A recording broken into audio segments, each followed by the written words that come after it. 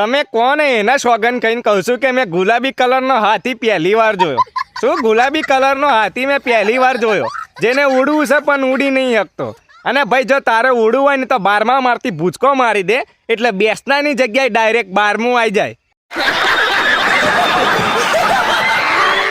આ ડમ્પર જેવાને એવું લાગતું હશે કે હું પાપાની પરી છું. શું પાપાની પરી છું? બે તું પાપાની પરી નહીં, તું પાપાની પરીઓનો સેનાપતિ લાગુ છું. આ જાડિયાને જોઈને ખબર પડી જાય છે કે આખા ખાનદાનનું ખાવાનું તો આઈયો જ ખાઈ જતો હશે. શું આજ ખાઈ જતો હશે?